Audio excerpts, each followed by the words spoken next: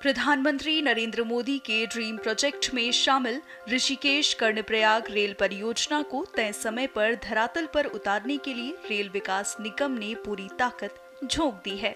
हिमालयी क्षेत्र के विषम भूगोल में तैयार हो रही ये परियोजना 125 किलोमीटर लंबी है, जिसमें से 105 किलोमीटर सुरंग के अंदर से ही होकर गुजरेगी। ये जो टनल है हमारी, जो सबसे फर्स्ट टनल इस ऋषिकेश कर्णप्रयाग की यहीं से स्टार्ट होती है, जहाँ से अभी हम एंटर किए हैं। ये जो स्ट्रेच है हमारा, जो पैकेज 1 है, that is 10.85 kilometre. Main tunnel भी है, एस्केप टनल भी है, और हम इसको 4 साइड से इसको एक्सवेट कर रहे हैं। एक एक्सेस हमारा इधर है जहाँ पे हम अभी हैं, एक यहाँ से 10 किलोमीटर पे है एडिट 1, अनदर 10 किलोमीटर पे हमारा जहाँ पे एग्जिट है टनल का। सो हम जो टनलिंग जो एक्सवेट कर रहे हैं वो 4 प्लेसेस से कर रहे हैं। और जो मोस्ट चैलेंजिंग पार्ट है वो हमारा ये वाला पार्ट है, जो कि इस पूरे प्रोजेक्ट को क्रिटिकल बनाता है। जो हम लोगों ने यहाँ टेक्नोलॉजी यूज़ की है, लाइक लेटेस्ट इक्विपमेंट यूज़ किए हैं। यहाँ पे जेट ग्राउटिंग जो वो इंडिया में फर्स्ट टाइम यूज़ हुआ है। उसके बाद हमने इसको पाइप प्रूफ मेथड से रिप्लेस किया है। बट जो इसकी जो प्रोग्रेस है, जो हमने सॉइल में एक्सपेक्ट की थी लाइक 24 मीटर, नाउ हम जो अचीव कर रहे हैं that is up approximately 3 times, and in the peak we can say 108 meter we have also achieved in soil, which is I think जो कि पूरा वर्ल्ड में आप मानिए रिकॉर्ड ही होगा, मोस्टली किसी ने अचीव नहीं करी होगी।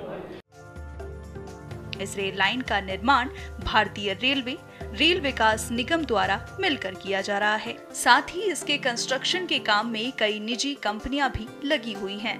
इस परियोजना के दिसंबर 2024 तक पूरा होने की उम्मीद है। यहाँ पर शिवालिक हिमालयाज़ में ये शुरुआत हुई है इस प्रोजेक्ट की। टोटल मिला के ये 125 किलोमीटर है, जिसमें से 105 किलोमीटर इसका अलाइनमेंट टनल के अंदर से ही जा रहा है।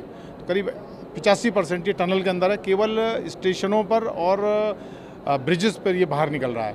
तो और दूसरा क्या है कि यहाँ पे जो जियोलॉजी है वो बहुत ही ज़्यादा, एक तो फ्रेजाइल है और वो अनप्रिडिक्टेबल है। 1-1 किलोमीटर में, 10-10 मीटर में, 15-15 मीटर में जियोलॉजी ही बदल जाती है। तो इसलिए उसको सपोर्ट सिस्टम हमें लगातार बदलना पड़ता है। तो सपोर्ट सिस्टम अगर एक जैसा हो तो हम एक बार में उसको डिसाइड कर सकते हैं, बट अगर वो लगातार जियोलॉजी बदल रही है तो उसके लिए सबसे दिक्कत की बात है कि प्रोग्रेस उसमें कम हो जाती है। बेसिकली जहाँ पर हमारे मिट्टी ज़्यादा है वहाँ पर हम लोग पाइप प्रूफिंग के ज़रिए आगे बढ़ रहे हैं। पाइप प्रूफिंग में हम लोग क्या करते हैं कि पहले जहाँ पर एक्सकेवेशन से पहले, खोदने से पहले, हम लोग लंबे करीब 12-12 मीटर लंबे पाइप, जो जिनकी 114 mm की जो उसकी वो होती है, दीवार होती है, उनको डालते हैं 12 मीटर लंबे। उसका पूरा अम्ब्रेला एक छाता सा बना लेते हैं और उसके बाद धीरे धीरे उसमें खुदाई शुरू करते हैं। उसके बाद जब हम 8 मीटर तक पहुंच जाते हैं, फिर उसके बाद उसको पूरा का पूरा सपोर्ट करते हैं। उसके बाद फिर 4 मीटर का जो एक ओवरलैप लेके फिर हम 12 मीटर डालते हैं। तो इस तरह धीरे धीरे बढ़ते हैं, तो इससे प्रोग्रेस बहुत कम हो जाती है और टनल को गिरने का खतरा बहुत ज़्यादा कम हो जाता, खत्म ही हो जाता है एकदम से। इस रेल लाइन के तैयार हो जाने और इस पर परिचालन शुरू होने के बाद से ऋषिकेश से कई तीर्थ स्थलों तक पहुंचने के लिए लगने वाला समय बहुत कम हो जाएगा। यह पूरी परियोजना पहाड़ों पर बन रही है। इसके लिए 2024 तक की डेडलाइन सेट कर दी गई है। टाइमलाइन ये जो है 19-20 में शुरू हुआ था, इसको हमें 2024 तक ख़त्म करना है। बीच में कोविड की वजह से बहुत हमें एक सेटबैक मिला है, करीब 1 साल हमारा इसमें बर्बाद हुआ है। तो उसकी वजह से फिर भी हम पूरी कोशिश कर रहे हैं कि इसको हम अपने टाइम पर 2024 दिसंबर तक इसको पूरा करें। कुछ चैलेंजेस भी आ सकते हैं इसमें, बट हम अभी तक वही टारगेट लेके चल रहे हैं। सभी संबंधित इकाइयां तेजी से इस प्रोजेक्ट को पूरा करने में लगी हुई हैं।